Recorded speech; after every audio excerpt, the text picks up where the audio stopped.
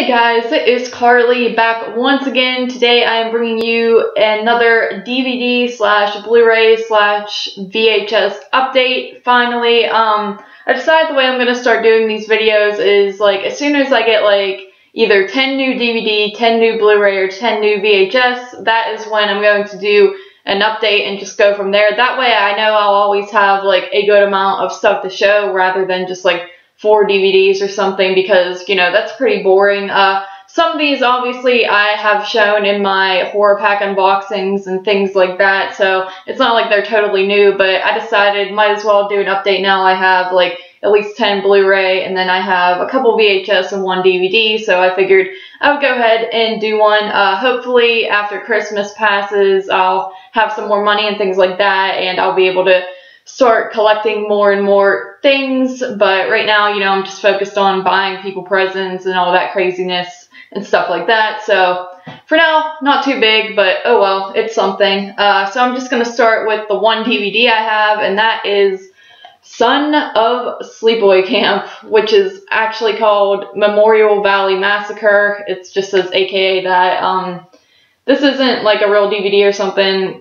I forget. JP told me, like, I guess someone, like, burnt this onto a disc or whatever, and that's how this comes about, but I ordered it online either way. I think I got it off of eBay or something, and I don't know, I think the cover's actually kind of cool. Like, I like the purpley pinkish color scheme going on there, and this is not a great movie by any means. I saw someone post it in the 22 Shots group page a while back, and I just had to grab it because I just thought that title was hilarious. It has nothing to do with Sleepaway Camp, but it does rip off its music, which is also pretty funny. Like, it literally steals music in the beginning and some other clips in the film. But to be honest, it was not as horrible as I expected it to be. The quality was really pretty bad, and you know, it seemed like the people in it were like, kind of trying a little bit, and there was just some parts that like made no sense and were laugh out loud material. So it was still like a fun movie just to throw on and kind of laugh at, so, you know, nothing special.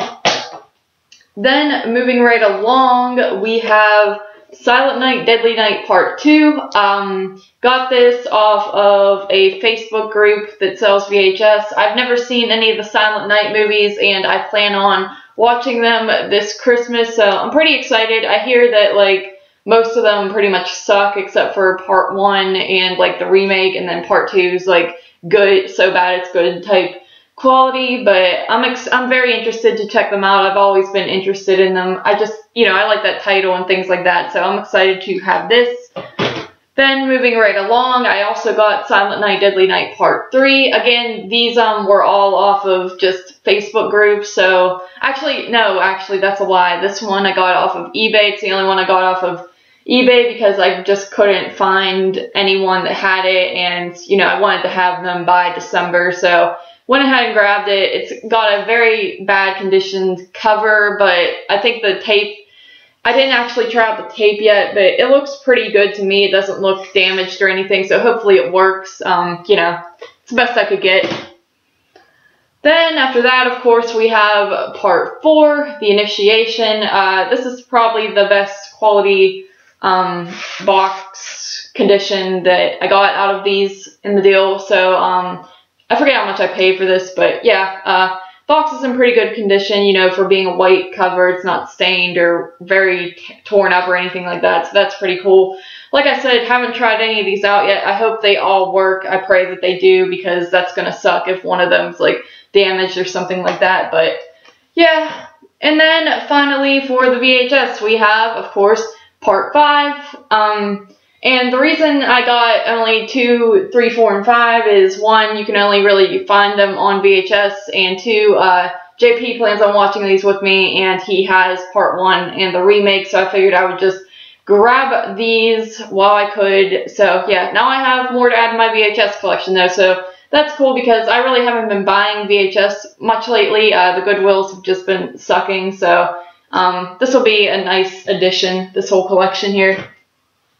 Then moving along to the Blu-rays, first up we have The Devil's Rejects on Blu-ray. Now, I own this on DVD already, and the reason I bought it was because JP said he wanted it. He's been wanting it. He's told me before many times, like, if you ever see this, get it for me. So I decided to order it for Christmas, and he got a copy sent to him. So unfortunately, you know, that didn't work out. But, you know, I did rewatch it recently, and I gotta say, I do love this movie. It's definitely a masterpiece. My favorite Rob Zombie film ever. I give it a 9 out of 10 personally. I know a lot of people give it like a 10 out of 10. I never really liked the investigation parts that are going on, like that, you know, side story with like the detective just trying to find these guys and like kind of harassing the mother Firefly character and things like that. So that's my only real problem with this movie. Other than that, I think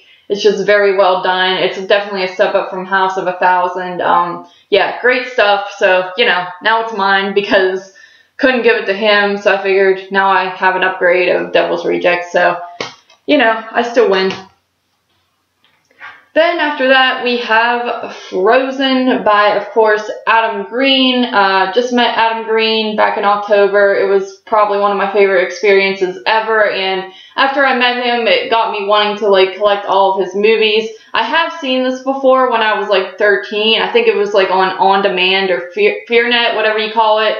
And I forget what possessed me to check it out, but I did, and I wasn't disappointed. I was blown away back then, and even more so now. I really, really, really enjoyed this. I think I might have actually given this a 10 out of 10, maybe a 9.5. Can't really remember, but it's definitely one of Adam Green's best. I think he does serious movies really well. The Hatchet trilogy is great, of course. I love those, but his serious films are just as good, so I have to give him respect for that. And yeah, happy to have this in the collection. I picked this up at like a Cash and Culture, I think, for pretty decent price, so that is awesome.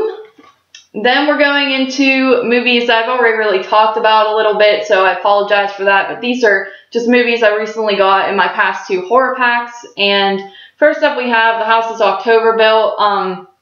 You know, I watched this on Netflix, unfortunately, right before I got the horror pack, like probably literally like a week before, so I have no interest in really rewatching it right now. Obviously, I have not stuck this into my player or anything to rewatch, but that's unfortunate. I mean, it's a pretty good movie, but it's also one that I can't see myself rewatching a whole lot, but either way, it's still nice to have in the collection because it is a pretty solid film. It's not like it sucks or anything. Then moving right along, I got Joyride. Yeah, I absolutely love Joyride. It's one of my favorite road horror films, or horror films in general. It's one of my favorites. It's one I grew up watching quite a bit, so, you know, it means a lot to me. You know, I don't really care for the sequels too much, but this first one is just great. It mixes comedy and horror pretty well, and I love movies that can successfully pull this off. I already own this on DVD, but this is one that I'm not angry or anything that I got an upgrade on because I love this film.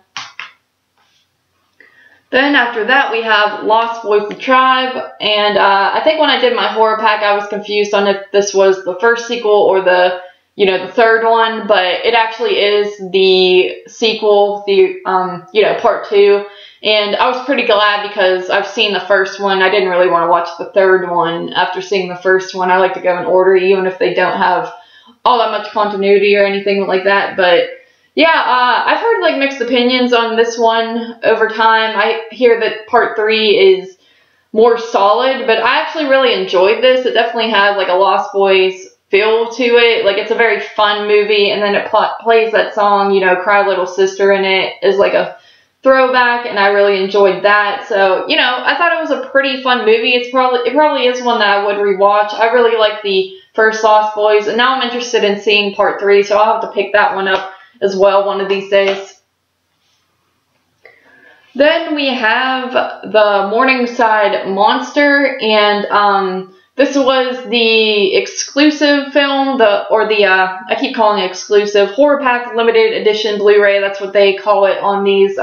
Number 15, it's signed by, I forget who it's signed by, I think, it's hard to tell because it's like so scribbly and things like that, but I think it's like the director and someone else.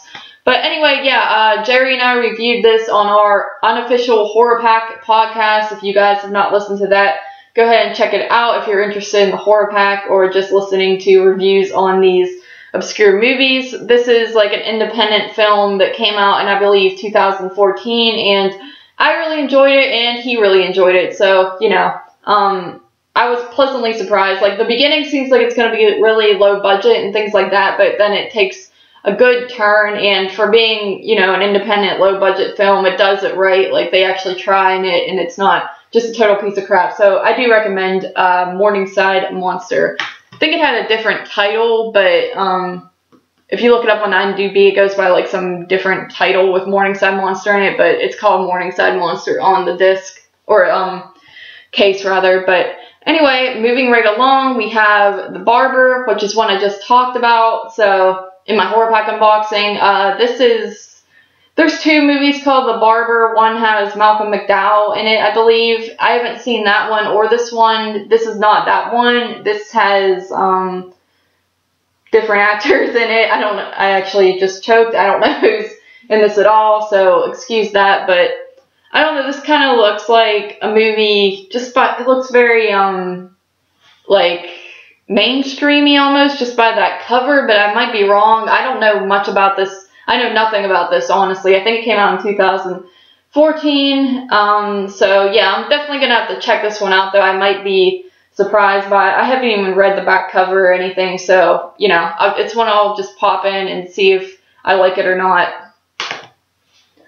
Then after that we have Would You Rather, which is, again, a movie I don't know too much about, but I think it came out in 2013, and JP tells me that it's pretty good. He said he hasn't seen it, but it made someone's top 10, so I'm excited to check it out knowing that it made someone's top 10 list, because that means it's not total crap or anything. You know, a title like Would You Rather sounds like it would be some generic film, but, you know, if people will say good things about it, I'm excited to have it. Then we have Maggie. I forget what this one's about. I think it might be a zombie-ish type film or something like that. Yeah, there's some sort of like disease outbreak or something. I've never seen this. I said before that I always see it in like red boxes and things like that, but I never picked it up. I hear pretty good things about it. It's kind of like a drama horror. You know, it's got Arnold Schwarzenegger in it, and, you know, I'm not all that into him or anything. I don't really watch any of his movies. He's more of like an too action-y type of an actor for me, but I am excited to check this out because I have heard some good things about it, but other than that, I don't really know too much about the plot or anything. Then finally, lastly, we have Bitter Feast. This will be the one that Jerry and I review on our next Horror Pack podcast. I haven't really looked into this one at all yet. It's from 2009, 104 minutes, and it's number 16 of the Horror Pack limited edition Blu-rays, so I'm excited to dive into this. It's, you know, the other Blu-rays that Horror Pack has put out, this limited edition ones, have all been pretty great so far. I haven't really been disappointed, so once again, I'm excited to see what this one has to offer, and yeah, that's gonna be it for this update, guys. Sorry that I talked about movies I've already talked about, but, you know, I would feel weird not putting them in there because they are technically new movies in my collection. So yeah, hopefully by like next month or so I'll have more to show you guys, more exciting things, but for now that's it. Thank you once again for joining me, and I'll see you next time.